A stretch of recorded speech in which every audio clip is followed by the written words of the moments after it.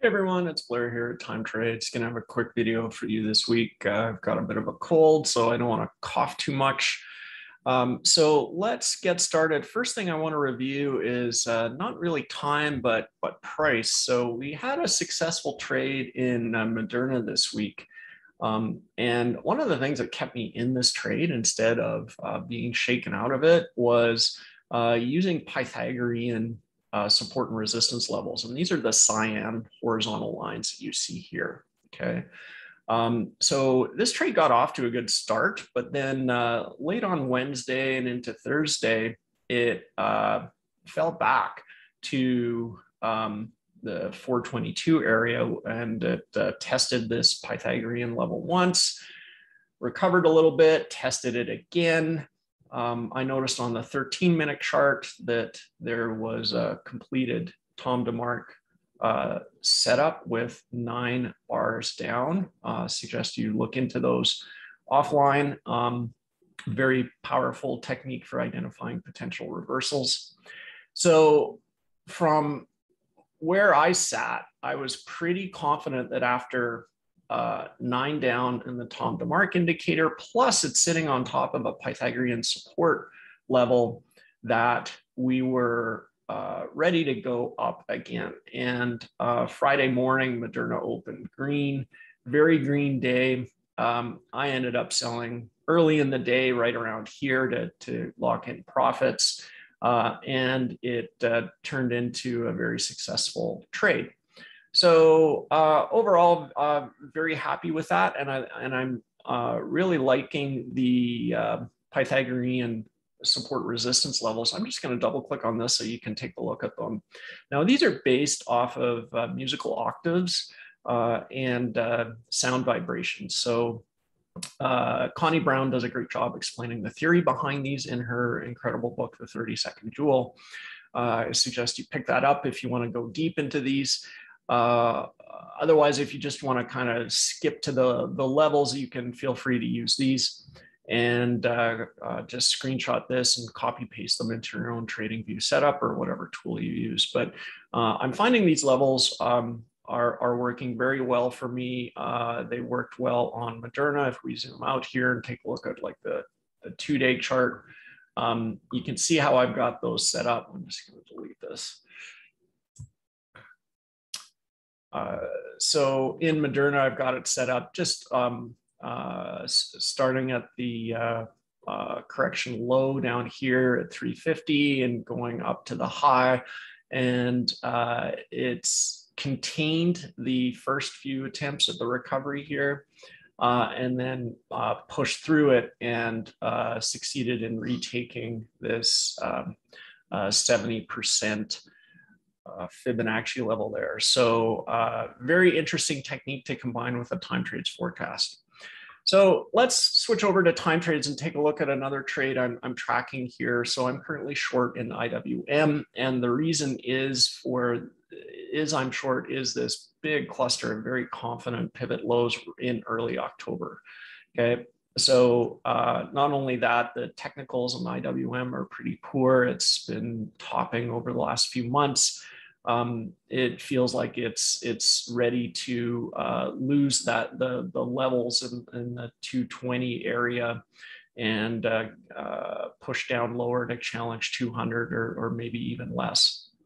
So I'm short right now in IWM based on this. Now I know that it's kind of contradictory a little bit with some high probability moves up here.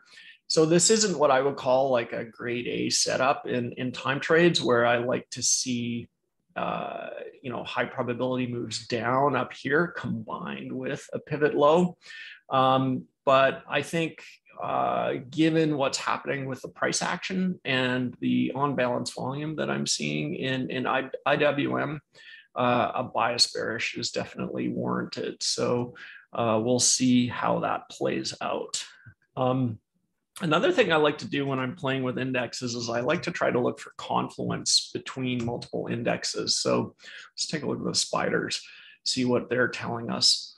The spiders are showing that, the first thing that catches my eye here is, we've got reasonable probability move down, 31% probability of a 1 standard deviation move on October 8th, and a 30% probability of a pivot low on October 11th. So this is the kind of look that I like to see. So this gives me confidence on the IWM move, that the IWM move will actually be lower, because we're starting to see some of that confluence there with the other indexes. All right. And I'm going to close out today's call with a quick review of the models page. If you haven't used this to shop for opportunities, I'd encourage you to take a look. One of the opportunities that I found here is Schlumberger SLB. Now, if you're not familiar with the models page, you can sort by this activity rating, and the activity rating is really just an indication of the sum of all the probabilities in the next 5 days, right? So all we're doing here is it's just a really simple screen of the 240 odd models that are in the time trade system, and we're finding those models or those symbols that are that have the most confident predictions in the next 5 days or so. So high confidence translates into a high activity rating. Now, we don't know what these, what direction or what is actually being forecast by the system here.